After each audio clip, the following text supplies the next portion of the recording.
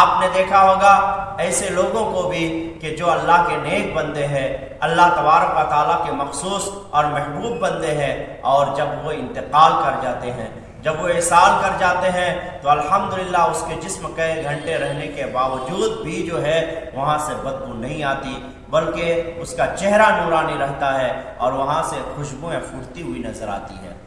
آپ نے یہ بھی سنا ہوگا کہ قبروں کے حالات ایسے ہیں کہ بہت ساری قبریں تو کبھی کھل جاتی ہے تو وہاں سے تر و تازہ لاشیں برآمد ہوتی ہیں۔ لوگوں نے دیکھا ہے کہ اچھے لاشیں جس حالت میں رکھی گئی تھی اسی حالت میں وہ کئی سال کے بعد بھی نظر آتے ہیں۔ یہ وہ لوگ ہوتے ہیں جن کے دل میں اللہ تبارک و تعالیٰ کا خوف ہوتا ہے،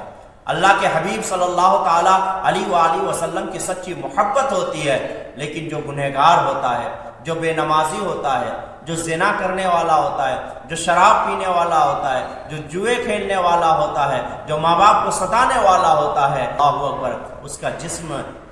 چند گھنٹوں میں اور چند دنوں میں گل جاتا ہے، سڑ جاتا ہے اور وہاں سے بدبو پھیلنے لگتی ہے۔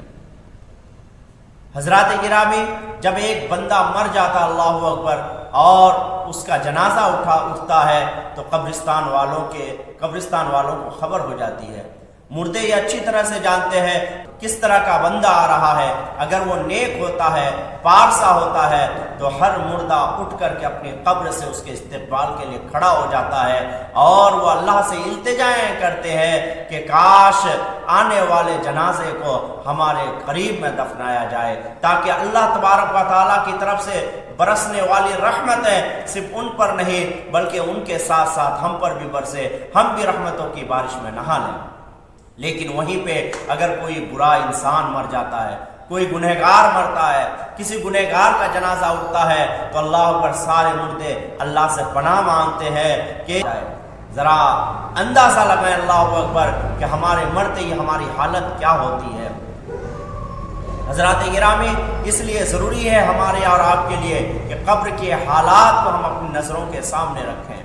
اللہ تبارک و تعالیٰ کا خوف پیدا کریں، اور یہ جسم جس کی رات دن ہم حفاظت کرتے ہیں، جس کے پیچھے ہم سینکڑوں پیسے بہا دیتے ہیں، سر سے لے کر پاؤں کی انگلی تک ذرا بھی کھونچ آ جائے، نوچ آ جائے اللہ اکبر تو ہم اس کے فکر میں لگ جاتے ہیں۔ اللہ قبر میں جب دفنا دیا جائے گا میرے بھائیوں، یہ چہرے کی خوبصورتی نہیں رہے گی، یہ ہاتھ، یہ نرم جسم آپ کا جس کی حفاظت آپ دنیا میں ہزاروں پیسے بہا کر کرتے تھے، یہ صحیح و سالم نہیں رہے گا، یہ وہاں پہ جو ہے بالکل گل جائے گا، سڑ جائے گا، کیڑے مکوڑوں کا غذا بن جائے گا۔ لیکن اگر آپ نے اللہ تبارک و تعالیٰ کے حقوق کی پاسداری کی، آپ نے اپنے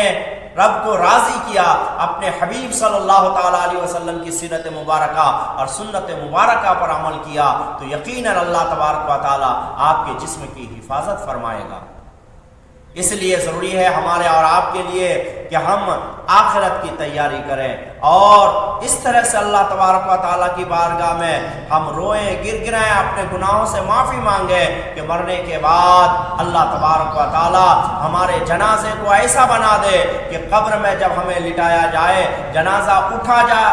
اٹھے ہمارا، تو یقیناً مردے ہمارے استقبال کے لیے کھڑے ہوں۔ حضرات گرامی، ضروری ہے ہمارے آپ کو کہ ہم آخرت کی تیاری کریں، قبر کی تیاری کریں۔ خوش نصیب ہے اس دنیا میں ایسے بھی لوگ اللہ تبارک و تعالیٰ جن کے لیے قبر کی منزل آسان فرما دے گا، جن سے سوالات نہیں ہوں گے، جنہیں اللہ تبارک و تعالیٰ بخش دے گا۔ وہ کوئی اور نہیں، وہ چاہیں تو آپ بھی بن سکتے ہیں، شرط یہ ہے کہ آپ توبہ کریں، شرط یہ ہے کہ راہ حق کی طرف آئیں، شرط یہ ہے کہ نمازوں کی پابندی کریں، شرط یہ ہے کہ آقا کریم صلی اللہ تعالیٰ علیہ وآلہ وسلم کے اسوہ حسنہ پہ عمل کرنے کی کوشش کریں۔ فرمایا جاتا ہے کہ جو بندہ شہید ہوتا ہے اللہ تبارک و تعالیٰ اسے عذاب قبر سے محفوظ رکھتا ہے۔ اس طرح سے جو رمضان مبارک میں فوت ہونے والا بچہ یا بندہ ہوتا ہے اللہ تبارک و تعالیٰ اسے بھی قبر کے عذاب سے محفوظ رکھتا ہے۔ روز جمعہ یا شب جمعہ انتقال کرنے والا اللہ تبارک و تعالیٰ اسے بھی قبر کے سوالات سے محفوظ رکھتا ہے۔